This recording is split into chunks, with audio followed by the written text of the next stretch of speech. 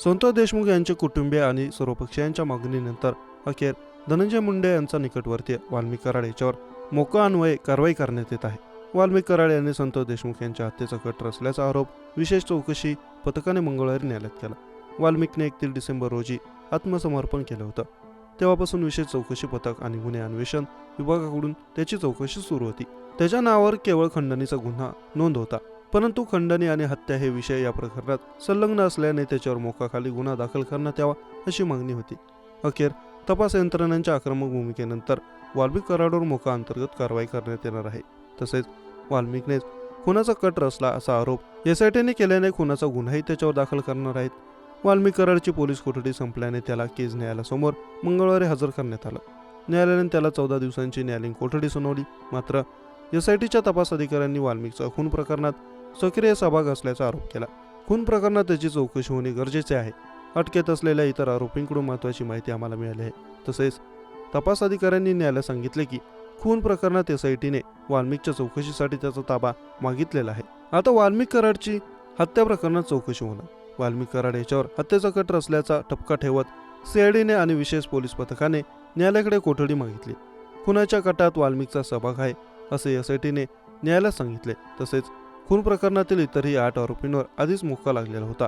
आता वाल्मिक कराड याच्यावरही मोका लागल्याने आणि हत्येचा कट रचल्याचा आरोप असल्याने वाल्मिक कराडची आता खून प्रकरणात चौकशी होणार. वाल्मिक कराड याच्यावर मोका आणि खुनाचा गुन्हा दाखल झाल्याने परळीत वाल्मिक कराड यांचे समर्थक चांगलेच आक्रमक झाले. त्यांनी परळी बंदची हाक दिली. केजमधून जशी कराडवर मोका लागल्याची बातमी आली तसे परळीच्या चौकाचौकातील दुकाने बंद करण्यात आली. परळीमध्ये आज तणावपूर्ण शांतता असून सर्वत्र बंद पाळण्यात आला. परळी शहरातील मुख्य बाजारातील दुकाने बंद असून तुरळक वाहने वगळता शुकशुकाट दिसून येतो. राज्याचे मंत्री आणि स्थानिक आमदार धनंजय मुंडे हे देखील परळीत दाखल झाले. धनंजय मुंडे आज आपल्या समर्थकांना शांततेचं आवाहन करण्याची शक्यता आहे.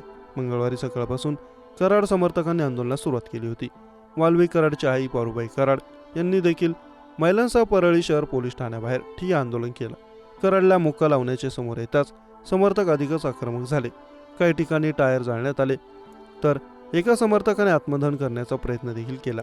मस्साजोगचे सरपंच संतोष देशमुख हत्या प्रकरणी अखेर वाल्मिक कराडवर मोका अंतर्गत गुन्हा दाखल करण्यात आला. वाल्मिक कराडवर मोका लावा अशी देशमुख कुटुंबियांसह सर्वपक्षीय नेत्यांनी मागणी केली होती. याआधी वाल्मिक कराड खंडणी प्रकरणात पोलिसांना शरण आला होता. त्याच्या विरोधात हत्येचा गुन्हा दाखल करण्यात यावा अशी मागणी जोर धरत होती. यानंतर वाल्मिक कराडवर मोका अंतर्गत गुन्हा दाखल करण्यात आला. मस्साजोगचे सरपंच संतोष देशमुख प्रकरणात आतापर्यंत 7 आरोपींना अटक करण्यात आली असून एक आरोपी फरार आहे.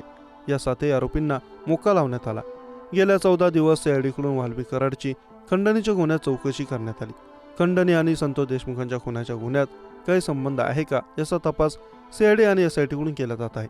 खरं तर संतोष देशमुख हत्या प्रकरणी सीआयडीने 8 जणांना मोका अंतर्गत कारवाई केली, पण कराडची मात्र केवळ खंडणी प्रकरणाची चौकशी केली जात होती. वाल्मिक कराडला आज कोर्टात हजर करण्यात आलं. एसआयटीकडून या प्रकरणी कोठडीची मागणी करण्यात येईल. त्याशिवाय एसआयटी आजच्या सुनावणीत कोणत्या मताचा दावा करणार याकडे सर्वांचं लक्ष लागले. कराड समर्थकांकडून कोणताही गोंधळ होऊ नये यासाठी कडेकोट पोलीस बंदोबस्त असणार आहे.